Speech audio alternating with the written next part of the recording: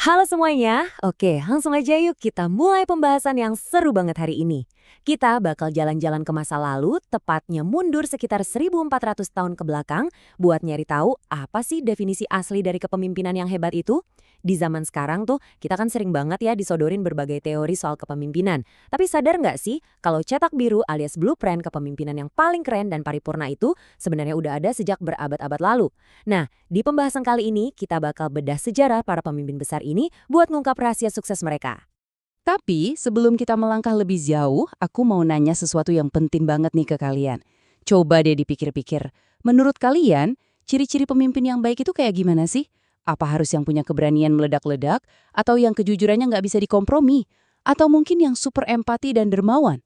Di era sekarang, nyari kriteria pemimpin rasanya emang kompleks banget kan? Tapi lewat lensa sejarah yang bakal kita bahas ini, kita justru bakal nemuin jawaban yang lumayan bikin kaget. Dan pastinya sangat bisa diaplikasikan sekarang juga. Buat nemuin jawaban itu, kita punya peta jalan nih hari ini. Kita bakal pelajari 4 raksasa sejarah, para penerus Nabi Muhammad SAW atau yang biasa kita kenal sebagai Khulafaur Rasyidin.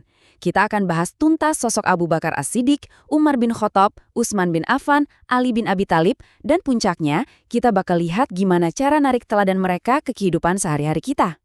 Perjalanan sejarah ini tuh ngalir secara kronologis. Mulai dari Abu Bakar, terus estafetnya dilanjutin sampai ke Ali bin Abi Thalib. Masing-masing dari mereka ini datang bawa karakter yang beda-beda banget loh, tapi tujuan luhur mereka tetap satu. Dan dari sini kita bakal lihat gimana transisi dari satu tokoh ke tokoh lainnya ini bener-bener bawa dampak raksasa buat umat saat itu. Sekaligus ngebangun fondasi kepemimpinan yang super kokoh. Oke, kita mulai dari tokoh pertama kita ya. Beliau ini adalah figur yang sangat amat dihormati karena kesetiaannya yang benar-benar nggak tergoyahkan. Beliau adalah Abu Bakar As-Siddiq. Abu Bakar ini lahir di Mekah sekitar tahun 573 Masehi ya, kira-kira 2,5 tahun setelah peristiwa Tahun Gajah lah. Nah, ada satu hal yang bikin aku pribadi kagum banget sama beliau. Beliau ini cuma memimpin selama 2 tahun. Cuma 2 tahun, singkat banget kan? Tapi jangan salah, di waktu yang super singkat itu dampaknya luar biasa besar dalam nyatuin umat yang saat itu lagi kebingungan dan rawan banget terpecah belah. Kunci utama dari kepemimpinan Abu Bakar itu ada di karakternya yang sangat istimewa. Kalian tahu nggak kenapa beliau dapat gelar Asy-Siddiq? Gelar ini dikasih langsung oleh Rasulullah karena Abu Bakar adalah orang pertama yang tanpa mikir 2 kali langsung membenarkan peristiwa Isra Mi'raj di saat orang-orang lain pada nggak percaya. Beliau tuh ibarat lambang kesetiaan absolut. Terus, meski beliau pemimpin besar, beliau itu sangat tawadu atau rendah hati. Hidupnya sederhana banget. Dan satu lagi nih, beliau emang terkenal santun, tapi kalau udah urusan ngelawan ketidakadilan atau kezoliman, wah, beliau bisa jadi sosok yang sangat tegas. Keseimbangan karakternya tuh benar-benar pas. Terus gimana caranya kita bawa karakter mulia dari ribuan tahun lalu ini ke zaman now? Sebenarnya simple banget. Meneladani Abu Bakar itu bisa dimulai dari hal-hal kecil, kayak nolongin temen yang lagi kesusahan, bantu orang tua di rumah, atau rajin sedekah. Kesetiaan dan keteguhan hati itu nggak harus dibuktiin lewat hal-hal epik di medan perang kok. Justru itu diuji dari seberapa peduli kita sama orang-orang di sekitar kita setiap harinya. Nah, sekarang kita masuk ke era khalifah kedua nih. Sosok yang satu ini benar-benar mempesona karena nyali dan keberaniannya yang luar biasa.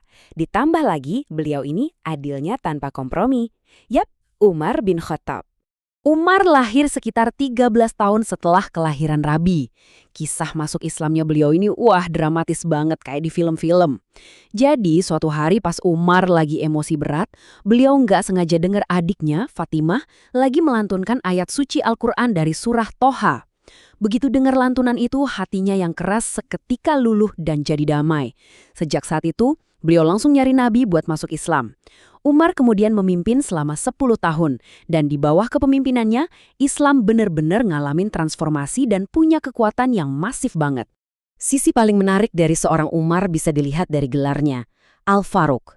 Artinya, sang pembeda antara mana yang benar dan mana yang salah. Umar ini orangnya nggak pernah setengah-setengah, berani banget. Kalau sebelum ada beliau, dakwah tuh dilakukan sembunyi-sembunyi. Pas beliau gabung, kebenaran langsung disuarain terang-terangan. Tapi yang bikin Umar jadi pemimpin teladan itu bukan cuma urusan nyali, beliau itu super adil dan bijaksana. Beliau nggak pernah tuh ambil keputusan semena-mena, semuanya selalu lewat jalan musyawarah. Sosoknya emang gagah dan disegani, tapi di saat yang sama, beliau sangat merakyat dan mau temenan sama siapa aja. Kalau ngomongin soal keadilan dan musyawarah ala Umar, ini tuh kepake banget loh pas kita lagi di sekolah atau lagi main sama teman-teman. Kebayang nggak sih kalau di circle kalian ada yang lagi berantem? Nah, seorang pemimpin yang sejati itu bakal maju buat mendamaikan secara objektif, bukan malah ikutan milih kubu. Menyelesaikan masalah pakai cara musyawarah, biar ketemu win-win solution buat semua orang. Nah, itulah esensi sejati dari teladannya Umar bin Khattab. Oke, kita geser ke karakter yang vibes-nya jauh lebih kalem, tapi dampaknya tetap luar biasa kuat. Tokoh ketiga kita adalah Utsman bin Affan, yang kepemimpinannya itu identik banget sama kedermawanan luar biasa dan tutur kata yang sangat lembut. Lahir dari keluarga saudagar sukses pada tahun 573 Masehi, Utsman nunjukin dedikasi yang benar-benar totalitas di masa awal penyebaran Islam. Beliau nih rela ninggalin semua harta kekayaan dan bisnis besarnya di Mekah cuma buat hijrah ke Habasyah dan Madinah. Dan asiknya lagi, beliau ini adalah khalifah dengan masa jabatan terlama di antara ketiganya, yaitu selama 12 tahun penuh dedikasi. Kalian tahu nggak, gelar yang dikasih ke beliau tuh indah banget, Dzun Nurain, yang berarti sang pemilik dua cahaya. Kenapa gitu? Karena beliau menikahi dua putri Rasulullah secara berurutan. Karakter yang paling stand out dari seorang Utsman tentu aja kedermawanannya. Beliau sadar betul kalau harta itu sifatnya cuma titipan. Selain itu, ada satu sifat lagi yang jadi ciri khasnya, yaitu punya rasa malu yang kuat. Malu di sini bukan berarti insecure atau nggak pede ya, tapi malu untuk berbuat salah atau nyakitin orang lain. Makanya, nggak heran kalau tutur kata beliau itu selalu lembut, sopan, dan jujur banget. Menerapkan nilai dari seorang Utsman bin Affan di kehidupan modern itu bisa seindah dan sesederhana berbagi sama orang lain. Berbagi bekal, ngebantu pakai uang jajan kita buat yang butuh, atau bahkan sekedar minjemin barang, itu udah jadi wujud nyata kita ngidupin lagi sifat dermawannya sang khalifah. Perilaku kayak gini tuh magic banget loh, nggak cuma bikin yang nerima seneng, tapi juga bikin hati kita tenang. Karena pada dasarnya, sebagian dari apa yang kita punya, itu memang ada hak orang lain di dalamnya. Dan akhirnya, sampailah kita di Khalifah keempat, sekaligus penutup dari era Khulafaur Rasyidin.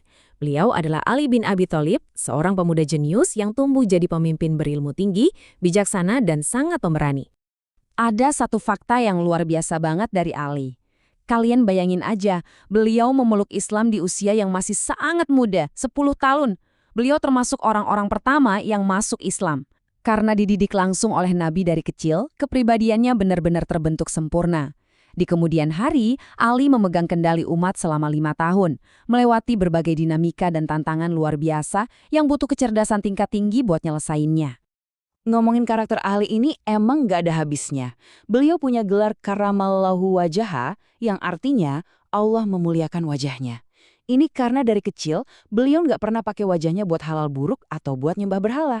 Beliau juga dijuluki pintu ilmu, saking cerdas dan luas pengetahuannya. Dan soal nyali, jangan ditanya. Beliau itu pemberani sejati yang pernah rela mempertaruhkan nyawa, tidur ngegantiin posisi Nabi saat rumah mereka lagi dikepung. Ditambah lagi, kepeduliannya sama orang-orang lemah, bikin kepemimpinannya penuh dengan kebijaksanaan. Terus, buat kita anak muda zaman sekarang, jadi pemberani ala Ali bin Abi Thalib tuh gimana wujudnya? Tenang, kalian gak harus turun ke medan perang kok. Meneladani sosok pintu ilmu di masa kini itu, artinya kalian jadi pelajar yang rajin, haus akan wawasan baru, dan pantang menyerah. Keberanian saat ini itu bentuknya adalah kedisiplinan, berani duduk baca buku, berani ngelawan rasa malas rebahan, dan selalu pakai akal sehat buat ngadepin masalah sehari-hari dengan tenang. Wah, kita udah pelajarin 4 tokoh yang bener-bener inspiratif nih. Tapi, sejarah yang luar biasa ini cuma bakal jadi cerita numpang lewat kalau nggak kita bawa ke realitas kita sekarang. Makanya yuk kita kumpulin semua kepingan teka-teki kepemimpinan ini dan fokus ngeliat gimana caranya kita bisa mulai ngelakuin ini semua detik ini juga. Kebijaksanaan yang umurnya 1400 tahun ini sebenarnya gampang banget diringkas jadi panduan praktis sehari-hari. Gini deh, kalau kalian mau ngelatih kesetiaan dan kerendahan hati, mulailah biasain diri nolongin orang lain dan gak usah banyak gaya, persis kayak Abu Bakar. Kalau lagi ngerjain tugas kelompok, cobain deh budayain adil dan musyawarah kayak Umar.